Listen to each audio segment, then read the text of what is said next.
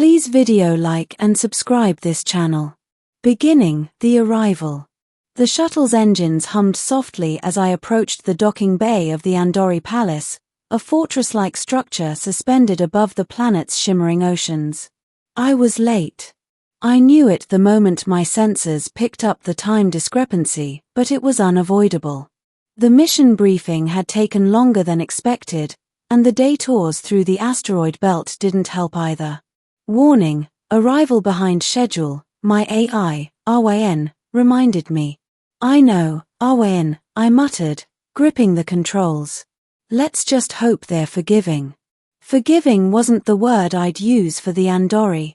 Known across the sector for their strict hierarchy and unyielding standards, the Andori didn't tolerate tardiness lightly, especially when it involved me, a human, and a scheduled meeting that wasn't supposed to include surprises. As the shuttle's ramp lowered, a corridor bathed in amber light stretched before me.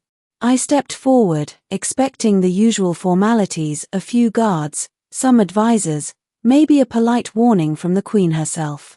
Instead, I found dozens of alien women lined along the walls, their golden eyes following every step I took. Each woman was unique in appearance, yet all carried the same aura of power, grace, and authority. Some wore armor, others ceremonial robes, and all of them exuded confidence, the kind that made lesser beings quake in their presence. Then came the voice, smooth, resonant, and filled with both amusement and authority. "You're late, human." It wasn't a question. It was an observation, a statement of fact that hung heavy in the air. My legs froze. My throat went dry. Dozens of eyes bore into me, each filled with curiosity, scrutiny, and unspoken judgment. I swallowed.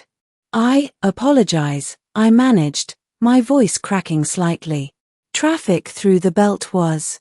"Excuses," the voice interrupted. "Do you have any idea the importance of punctuality in my court?" I glanced up to see the Queen herself standing at the far end of the hall.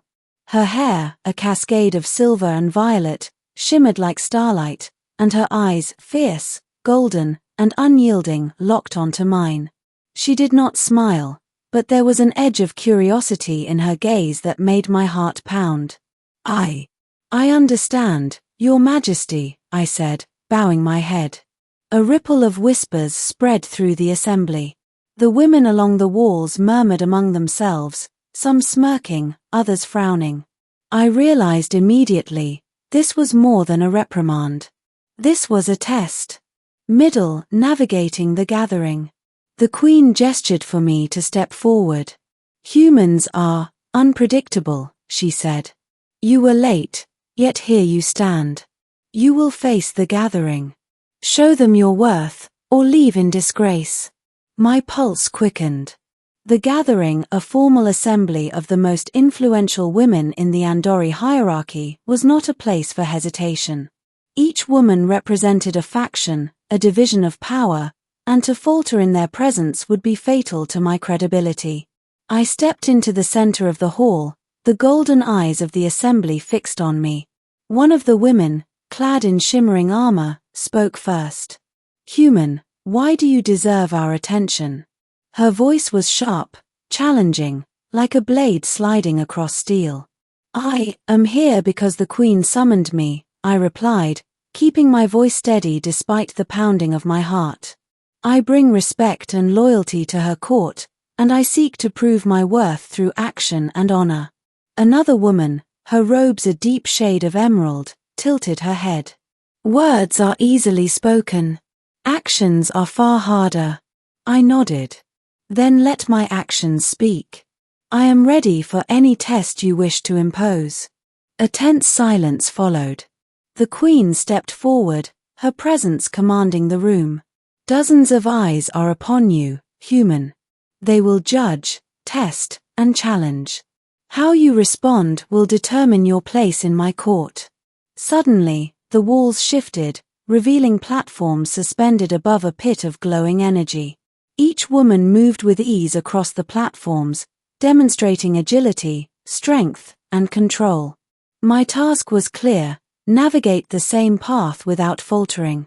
I hesitated. The pit below seemed endless, the glow reflecting off the walls in a way that made it dizzying. But I remembered the Queen's eyes, fixed unwaveringly on me, and I stepped forward. One by one, I crossed the platforms. The assembly watched in silence, some nodding subtly, others maintaining stoic expressions. Midway, a gust of wind, or perhaps a controlled disturbance, threw me slightly off balance. I steadied myself, muscles tense, heart racing. "You move with determination," the Queen observed. "Few humans possess such focus." Finally, I reached the final platform. The room exhaled collectively, the tension shifting, if only slightly. The women along the walls studied me, measuring my resolve. "Now," the Queen said, her voice cutting through the murmurs, "speak. What do you seek, human, in facing the gathering?" I took a deep breath. "I seek understanding, respect, and the chance to stand beside you not in fear, but in honor. I wish to serve with integrity, to learn, and to earn my place in your court." The assembly was silent again, and for the first time, I noticed a subtle change in the Queen's expression. It softened, just slightly, and the golden intensity in her eyes shifted from judgment to curiosity. Confrontation, the test of heart. "Very well," the Queen said. "Your actions and words have passed the preliminary test. Yet the gathering demands more, a demonstration of heart. You will engage with each faction and earn their trust. Only then will you prove your worth." The next hours were grueling. I spoke with women representing politics, warfare, diplomacy, and knowledge. I answered questions, offered strategies, and navigated cultural nuances I had only read about in reports. Some challenges were simple, others nearly impossible. At one point, I faced a simulated crisis involving a collapsing starship and had to make split-second decisions affecting lives I could barely comprehend. Through it all, the Queen observed quietly, her gaze never leaving me. Her presence was a constant reminder of what was at stake, not just my survival, but the respect of the assembly and the potential for a bond unlike any other. Finally, after countless trials, the Queen approached. "You have endured more than any human I have encountered," she said. "Few could withstand scrutiny, challenge, and judgment while remaining true to themselves. You have done so." I bowed, exhausted but resolute. "I sought only to prove my worth, Your Majesty." She extended her hand. "Then you may stand beside me. Not as a subordinate, not as a servant, but as an equal. You have earned it." The assembly murmured, some in approval, others in disbelief. The human had survived, triumphed, and impressed the Queen, an outcome few could have predicted. Ending, unity, and new beginnings. In the days that followed, I learned what it meant to belong to the Queen's court. My duties were demanding, mediating disputes, attending strategy sessions, and understanding the vast political machinery that governed her domain. Yet, amidst the rigorous expectations, there were moments of quiet connection with the Queen herself. We shared conversations under starlit observation decks, discussing strategy, culture, and even the fleeting joys of simple things, laughter, music, and stories from my homeworld.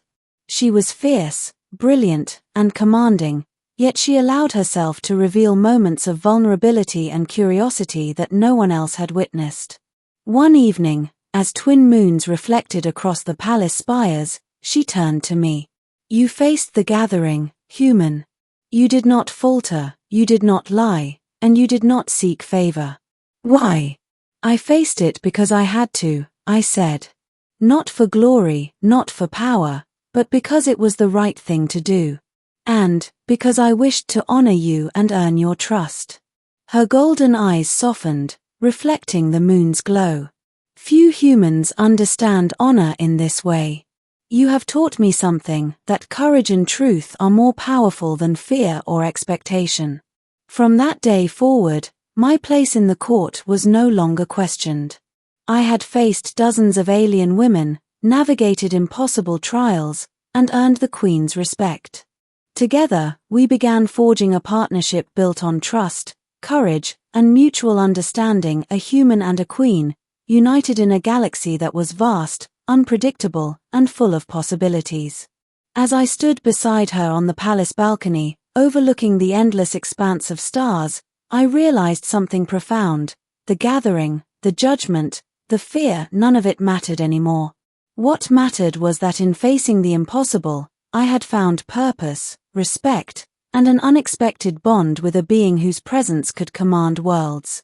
And though the stars beyond the palace were endless and uncertain, I no longer feared them. With the Queen by my side, the future, however daunting, was ours to face, together.